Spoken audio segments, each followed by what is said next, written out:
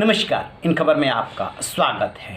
आजकल विदेश मंत्री एस जयशंकर की काफ़ी चर्चा हो रही है। सोशल मीडिया उन्हें सलाम कर रहा है। अचानक एस जयशंकर कैसे चर्चे में आ गए और अमेरिका की धरती पर उन्होंने ऐसा क्या कह दिया जिसकी वजह से सोशल मीडिया उनको सैल्यूट कर रहा है। दरअसल बात ये है कि यूक्रेन पे जो रूसी हमला हुआ है उसको लेकर के अमेरिका और पश्चिमी देश परेशान हैं। खुद तो इंटरफेयर कर नहीं रहे हैं, लेकिन वो ये चाहते हैं कि भारत उनके साथ आकर के खड़ा हो जाए। भारत का रुख न्यूट्रल है क्योंकि रूस भी दोस्त है, अमेरिका भी दोस्त है और पश्चिम के अन्य देश भी दोस्त हैं। वो ये तो अपील कर रहा है कि बातचीत से समस्या का समाधान होना चाहिए, लेकिन डायरेक्ट कोई ऐसा बयान नहीं दे रहा है, इंटरफेयर नहीं कर रहा है जिससे कि भी किसी भी पक्ष को बुरा लगे। ये बात अमेरिका को पच नहीं रही है। लिहाजा जब अपने विदेश मंत्री एस जयशंकर और रक्षा मंत्री राजनाथ सिंह 2+2 वार्ता के लिए वाशिंगटन गए, उससे पहले अमेरिकी राष्ट्रपति बाइडन और भारतीय प्रधानमंत्री नरेंद्र मोदी के बीच में वर्चुअल मीटिंग हुई। उसमें मोदी ने अपने हिसाब से पूरे मामले पे जवाब दे दिया। वहाँ पे भी दोनों मंत्रियों की बातचीत अच्छी हुई।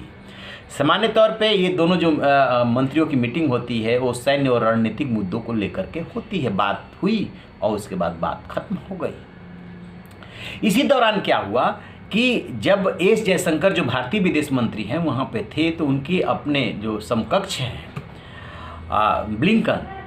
एंटनी ब्लिंकन, उनसे बातचीत हो रही थी। उसी दौरान अमेरिका ने भारत के मानवाधिकारों पे एक रिपोर्ट जारी की थी। उस रिपोर्ट के हवाले से उन्होंने भारत पे टिप्पणी की कि भारत में जो मानवाधिकार का उल्लंघन हो रहा है उस पर अमेरिका की नज़र है। अब एस जयशंकर ने वहीं पे इसका पलट करके जवाब दिया कि अमेरिका में भी जो हो रहा है और ख़ास तौर से उस समुदाय के साथ जो भारत से जुड़ा हुआ है उस पर भारत की भी नज़र है।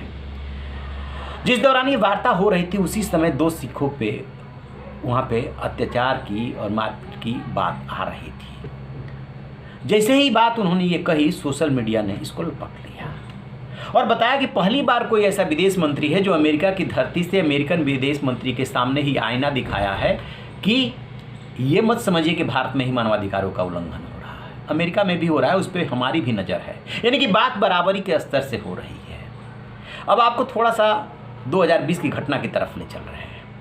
जॉर्ज फ्लॉयड, अमेरिकन मूल का व्यक्ति जिसको कि पुलिस अधिकारी ने अपना घुटना उसके गर्दन पर रख करके मार डाला था, उसके बाद अमेरिका में रंग भेद को लेकर के बहुत बड़ा सवाल उभरा था, हिंसा हुई थी। ट्रंप ने उसे दबाने की कोशिश की थी, दबा नहीं पाया था। ये पूरा आप कह सकते हैं कि वैश्विक मुद्दा बन गया था, चर्चा हो गई थी।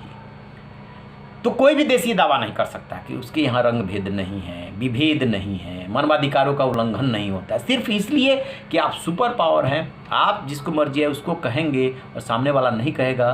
तो हाल के दिनों में आपने देखा होगा कि एस जयशंकर बहुत दृढ़ता के साथ बोल रहा है। अभी जब बजट सेशन चल रहा था और यूक्रेन से 20,000 भारतीयों को निकालने की बात आई थी, उसको लेकर के विपक्ष आरोप लगा रहा था, तब भी उन्होंने खुल करके बोला था कि भारत ने जो किया है, आज तक युद्ध के मैदान से इतने लोगों को एक साथ नहीं निकाला गया है, और बताया था कि किस तरीके से प्रधानमंत्री और उनके मंत्री और उन्होंने जो है इसमें कहाँ बात की थी और कैसे ये सफलतापूर्वक ऑपरेशन को अंजाम दिया था।